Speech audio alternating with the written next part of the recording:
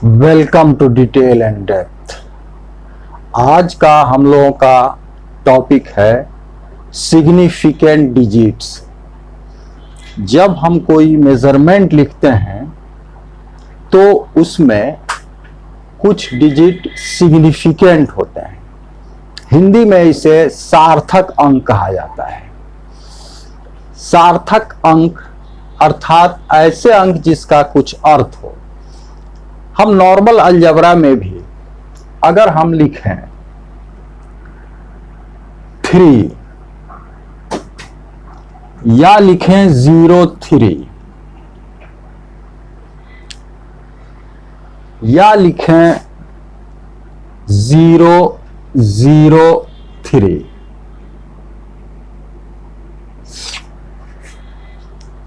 ये सब एक ही चीज है। यहां हमने 1 डिजिट लिखा हुआ है, यहां 2 डिजिट लिखा है, हमने यहां 3 डिजिट लिखा है। लेकिन यहां पर ये एक जो 0 लिखा हुआ है, ये जो 2 0 लिखे हुए हैं, इनके लिखने और न लिखने का कोई मतलब नहीं है। इसे ही कहते हैं कि ये 0 जो है वो सार्थक नहीं है, सिग्निफिकेंट नहीं है। अब मेजर्ड वैल्यू में हम लोग सिग्निफिकेंट डिजिट या सार्थक अंक से क्या मतलब होता है और किसे सार्थक अंक कहते हैं, आइए इसको समझते हैं। हम नॉर्मली कोई भी मेजरमेंट करते हैं एक स्केल से। जैसे एग्जाम्पल के लिए अगर हम एक लंबाई का मेजरमेंट कर रहे हैं, लेंथ का मेजरमेंट कर रहे हैं, तो हमारे पास सपोज कीजिए कि एक स्केल है। इस स्केल पर यहां पर 0 लिखा हुआ है, यहां पर 1 लिखा हुआ है, यहां पर 2 लिखा हुआ है।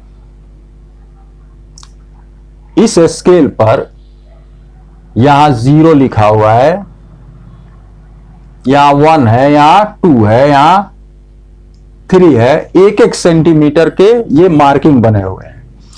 फिर 0 से 1 तक, 1 से 2 तक, 2 से 3 तक सबको 10 डिवीजन में बांटा गया है। अब हम एक मेजरमेंट ले रहे हैं एक लाइन का। सपोज कीजिए कि उसका एक एंड हमने 0 से मिला दिया, उसका एक एंड हमने 0 से मिला दिया और दूसरा एंड इसका यहां आ गया, जो 2.2 और 2.3 के बीच में है। तो हम स्केल से तो पढ़ लेंगे 2 और फिर 0.1, 0.2, 2.2। तो ये 2.2 से अधिक है या 2.3 से कम है।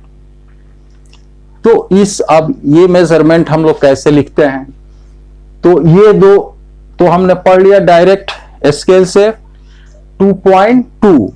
उसके बाद 2.2 और 2.3 के बीच में जो डिवीजन है उसको हम लोग आई एस्टिमेशन से, अंदाजे से, आंख के अंदाजे से 10 पार्ट्स में डिवाइड करते हैं अंदाजा से, और उसमें से देखते हैं कि कितना पार्ट तक ये है। सपोज कीजिए हमारा अंदाजा या हमारा एस्टिमेशन आया 3, तो हम इस मेजरमेंट को लिखेंगे 2.23। इसमें जो 2 डिजिट हैं 2 और 2, ये हमने डायरेक्टली स्केल से पढ़ा है, इसलिए ये रिलायबल है, ये विश्वसनीय है। इनको हम कहते हैं रिलायबल डिजिट्स। लेकिन ये जो 3 है ये आई एस्टिमेशन से लिया गया है, इसलिए इसमें कुछ डाउट है कि ये एग्जैक्टली 3 होगा या हो सकता है 4 हो सकता है ये 2 हो। तो हम इसको कहते हैं डाउटफुल डिजिट।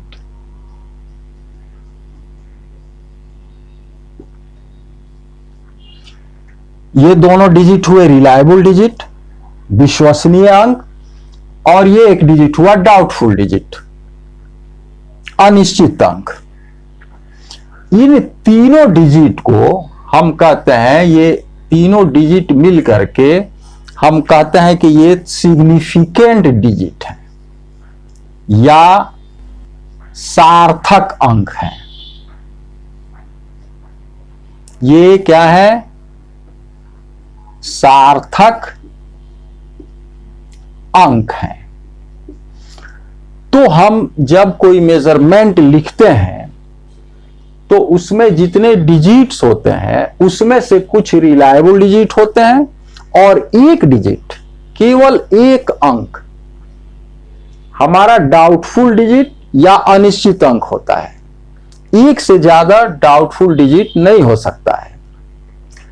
तो रिलायबल डिजिट्स और डाउटफुल डिजिट सबको मिला करके हम लोग बोलते हैं कि सिग्निफिकेंट डिजिट है। तो इसमें कितने सिग्निफिकेंट डिजिट हैं? 1 2 3। 3 सिग्निफिकेंट डिजिट हैं, 2 इसमें रिलायबल और 1 डाउटफुल डिजिट। 2 विश्वसनीय अंक और 1 अनिश्चित अंक, 3 सार्थक अंक। अब जब हम कभी मेजर्ड वैल्यू लिखते हैं तो अगर हम उस मेजर्ड वैल्यू का यूनिट चेंज कर रहे हैं तो फिर सिग्निफिकेंट डिजिट में कंफ्यूजन हो सकता है। फॉर एग्जाम्पल, अगर हमने एक मेजरमेंट किया 1.2 मीटर, हम इसे मिलीमीटर में बदलना चाह रहे हैं, तो हम इसमें 1000 से मल्टीप्लाई करेंगे। तो 1.2 मल्टीप्लाइड बाई 1000, तब ये mm में होगा, मिलीमीटर में होगा। ये आएगा हमको 1200 मिलीमीटर। अब यहां पर हम डिजिट्स देखें तो 1 2 3 4 सिग्निफिकेंट डिजिट हमको लग रहा है। और यहां पर देखें तो ये ओरिजिनल मेजरमेंट में जो हमने मेजर किया था 1.2 मीटर, तो इसमें 1 2 ही सिग्निफिकेंट डिजिट हैं और यहां पर सिग्निफिकेंट डिजिट हो गए 1 2 3 4। तो ये कंफ्यूजन हो गया।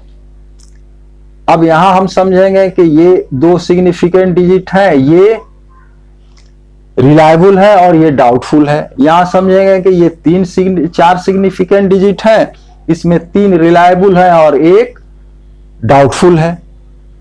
तो यहां डाउटफुल डिजिट 0 हो रहा है, यहां डाउटफुल डिजिट 2 हो रहा है। तो इस कंफ्यूजन से बचने के लिए, ये कंफ्यूजन नहीं हो, इसके लिए सिग्निफिकेंट डिजिट के लिए कुछ रूल्स बनाए गए। उन रूल्स के अनुसार हम देखेंगे तो यहां भी 2 ही सिग्निफिकेंट डिजिट है और यहां भी 2 ही सिग्निफिकेंट डिजिट माने जाएंगे, इनको सिग्निफिकेंट नहीं माना जाएगा। तो आइए उस रूल्स को देखते हैं कि सिग्निफिकेंट डिजिट्स के रूल्स क्या हैं। पहला रूल है all non zero digits are significant. सभी शून्येतर अंक सार्थक होते हैं। मतलब कि कोई भी मेजरमेंट लिखा हुआ है उसमें 0 को छोड़ करके बाकी सब सिग्निफिकेंट ऐसे ही सिग्निफिकेंट है। सिर्फ कंफ्यूजन किस में होता है? 0 में। तो नेक्स्ट रूल है all zeros between 2 non-zero digits are significant। 2 शून्येतर अंकों के बीच के सभी शून्य सार्थक होते हैं। क्या अर्थ हुआ इसका? कि जैसे हम लिखें 2 0 3 4, तो ये जो 0 है वो 2 नॉन जीरो डिजिट 2 और 3 के मिडिल में आया है, इसके बीच में आया, इसलिए ये सिग्निफिकेंट है। तो ऐसे 0 जो 2 नॉन जीरो के बीच में आते हैं सिग्निफिकेंट होते हैं। ऐसे शून्य जो 2 शून्येतर अंकों के बीच में आते हैं सिग्निफिकेंट होते हैं। तीसरा रूल है zeros preceding to first non-zero digit are not significant।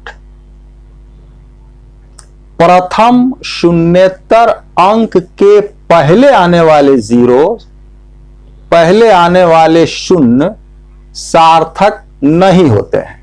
For example अगर हम लिखें 0.0013, तो ये जो सभी जीरोज हैं जो पहले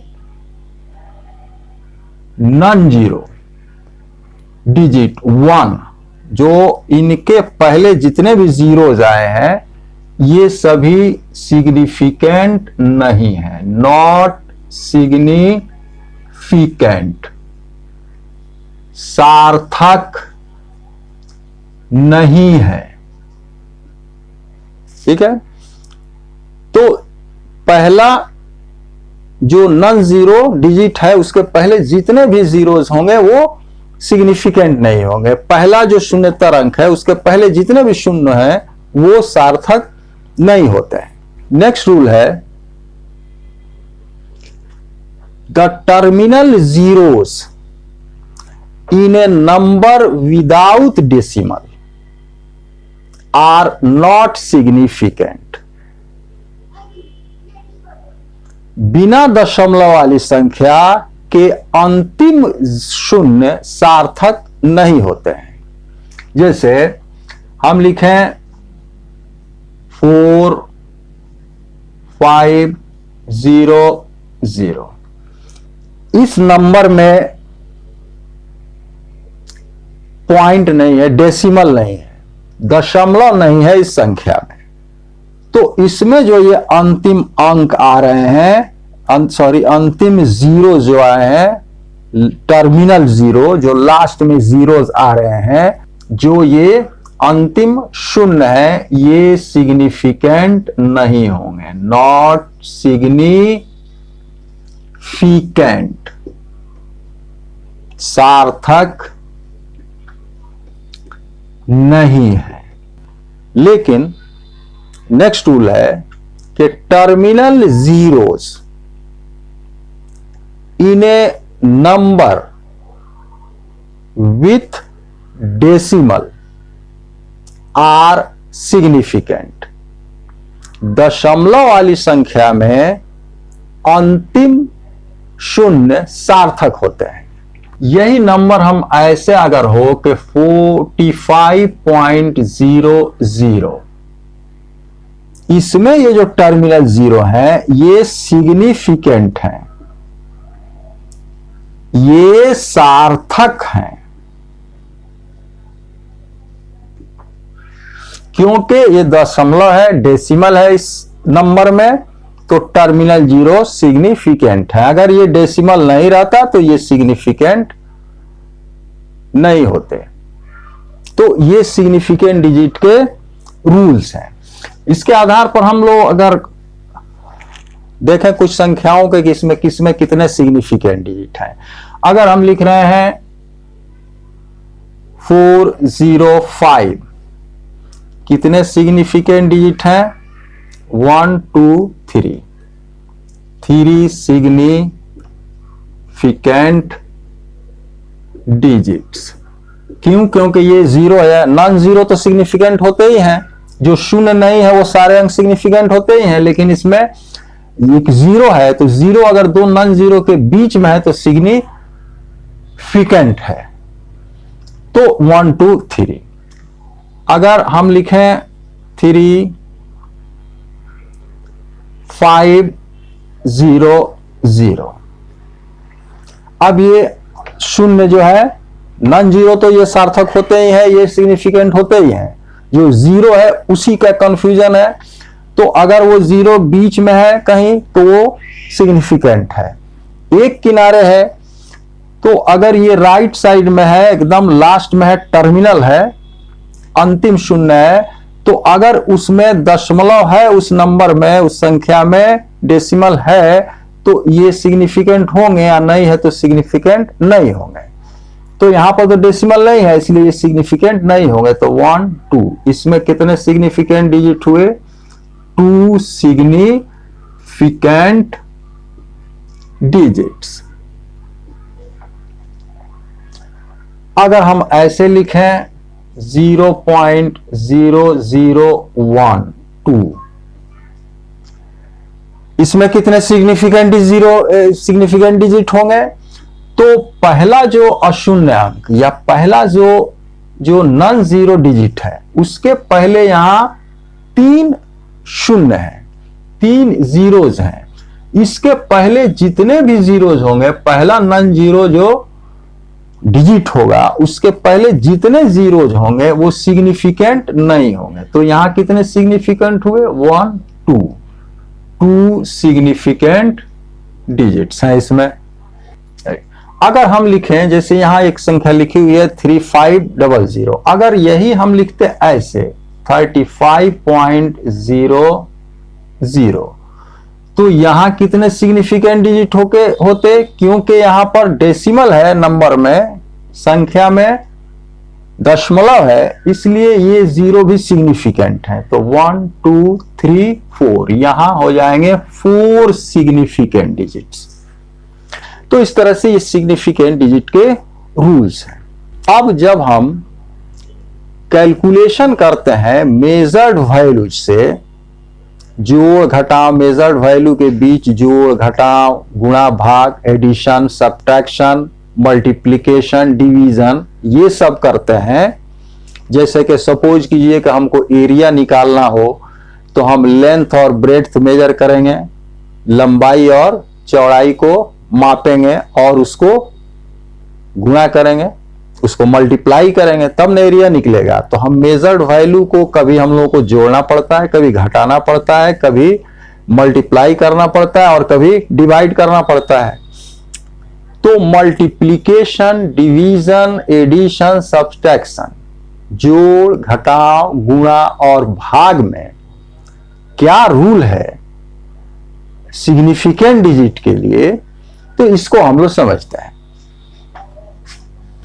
तो एडिशन या सब्ट्रैक्शन, जोड़ या घटाव का रूल है, इन एडिशन और subtraction the final result should have as many decimal places as are there in the number with least decimal places। योग अथवा अंतर में परिणाम में उतने ही अंक दशमलव के बाद होने चाहिए जितने की दशमलव के बाद सबसे कम अंकों वाली संख्या में है। सपोज कीजिए आपको ऐड करना है 436.32, 227.2, 0.301, इसको ऐड करना है, इसको जोड़ना है। तो आप देखिए कि दशमलव के बाद किस संख्या में कितने डिजिट हैं, डेसिमल के बाद कितने डिजिट हैं, दशमलव के बाद कितने अंक हैं। तो इसमें 2 अंक हैं, इसमें 1 है और इसमें 3 है। तो सबसे कम दशमलव के बाद अंक इस संख्या में है। तो एक आपके परिणाम में, आपके रिजल्ट में दशमलव या डेसिमल के बाद एक ही डिजिट, एक ही अंक आना चाहिए। तो हम क्या करेंगे कि यहां से दशमलव के बाद एक अंक लेने के बाद इन डिजिट को ड्रॉप कर देंगे और यहां से जोड़ लेंगे। ये आएगा 8 3 6 तो हमारा रिजल्ट होगा 663.8। अब मल्टीप्लिकेशन और डिवीजन का क्या रूल है? तो मल्टीप्लिकेशन और डिवीजन, गुणा और भाग, इसमें रूल या नियम यह है, इन मल्टीप्लिकेशन और division the result should have as many significant digits as there are in the number with least significant digits। गुणा या भाग में परिणाम में उतने ही सार्थक अंक होने चाहिए जितने कि सबसे कम सार्थक अंकों वाली संख्या में है। जैसे सपोज कीजिए कि आप मल्टीप्लाई कर रहे हैं 2.5 मल्टीप्लाइड बाई 1.25, तो आप इसको मल्टीप्लाई करेंगे तो ये आएगा 3.125, लेकिन आपका रिजल्ट ये नहीं होना चाहिए क्योंकि उसमें सिग्निफिकेंट डिजिट है 1 2 3 4। हम उन नंबर्स को देखेंगे, उन संख्याओं को देखेंगे जिन्हें हमने मल्टीप्लाई किया है।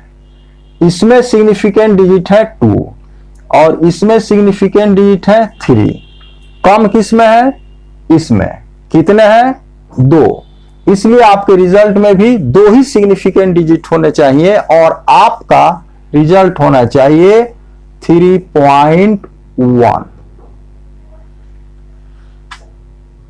तो ये रूल है मल्टीप्लिकेशन और डिवीजन का, ये नियम है गुणा और भाग का। अब एक और चीज हम लोगों को समझना है, राउंडिंग ऑफ। जैसे इसी रिजल्ट में हमने देखा कि यहां ये हमारा गुणा करने पर, मल्टीप्लाई करने पर हमारा रिजल्ट आया था 3.125। हमको सिर्फ इसमें से सिग्निफिकेंट डिजिट 2 यहां तक लेना था, तो यहां तक लेना था तो हमने ले लिया 3.1।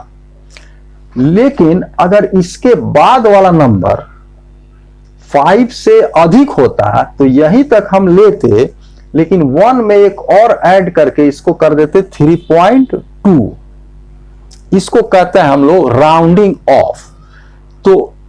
तो ये हम लोगों को राउंडिंग ऑफ की जरूरत पड़ती है क्योंकि हमारे रिजल्ट में सिंपल जो अलजेब्रा से हमने एडिशन, सब्ट्रैक्शन या मल्टीप्लिकेशन, डिवीजन किया है, उसमें जो डिजिट्स हैं बहुत हैं, लेकिन हमको रूल के अनुसार कुछ ही डिजिट लेने हैं। तो जहां तक हमको लेना है उसके बाद वाले डिजिट को देखकर इस डिजिट को राउंडिंग ऑफ किया जाता है। तो राउंडिंग ऑफ का क्या नियम है?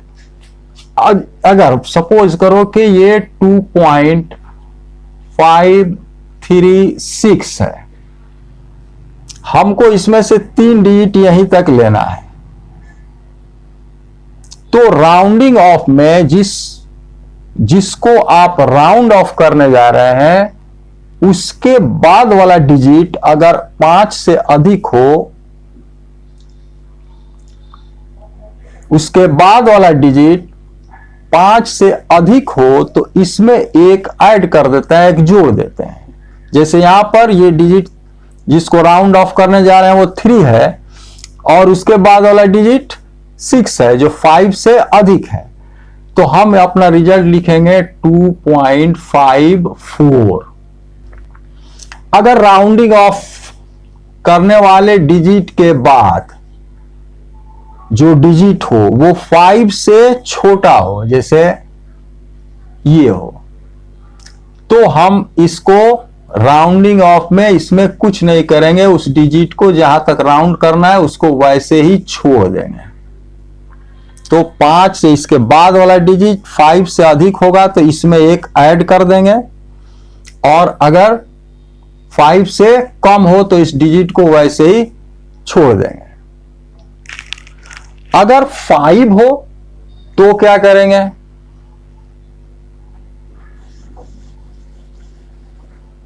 जैसे अगर हो 2.35 और यहां तक राउंडिंग करना चाह रहे हैं हम, तो अगर ये ऑड है, जिसको राउंड ऑफ करने जा रहे हैं वो ऑड है, तो उसमें एक जोड़ देंगे। यहां रिजल्ट हम लिखेंगे इसके बदले 2.4। और अगर ये इवन है, जैसे ये ऐसे रहता 2.25, तो इसको राउंड करना होता तो 2.2 नहीं लेकर के 2 क्या है 2, इसको राउंडिंग करने जा रहे हैं और इसके बाद वाला डिजिट 5 है, और 2 क्या है? एक इवन नंबर है, सम संख्या है, तो ये सम हो तो इसको वैसे ही छोड़ देंगे, और अगर ये विषम हो जिसको राउंडिंग ऑफ करने जा रहे हैं और उसके बाद वाला डिजिट न 5 से अधिक हो न 5 से कम हो, एग्जैक्टली 5 हो, एग्जैक्टली 5 हो, तो अगर ये ऑड है तो उसमें एक ऐड करेंगे, और अगर इवन है तो उसको ऐसे ही छोड़ देंगे। तो ये सिग्निफिकेंट डिजिट क्या होते हैं और मेजर्ड वैल्यू में हम लोग कैसे लिखते हैं, क्या रूल है सिग्निफिकेंट डिजिट का, और एडिशन, सब्ट्रैक्शन, मल्टीप्लिकेशन, डिवीजन, जोड़ घटाव गुणा भाग करते हैं तो सिग्निफिकेंट डिजिट के साथ क्या होता है, कितने सिग्निफिकेंट डिजिट तक हमको रिजल्ट लेना चाहिए। तो ये हुआ, तो ये हम लोगों का सिग्निफिकेंट डिजिट जो मेजर्ड वैल्यू में होता है उसका डिस्कशन था। एडिशन, सब्ट्रैक्शन, जोड़ घटाव गुणा भाग, इस सब में क्या होता है, कितने सिग्निफिकेंट डिजिट तक हमको रिजल्ट लेना चाहिए। तो आज का डिस्कशन हम लोग यहीं खत्म करते हैं। Thank you for watching the video.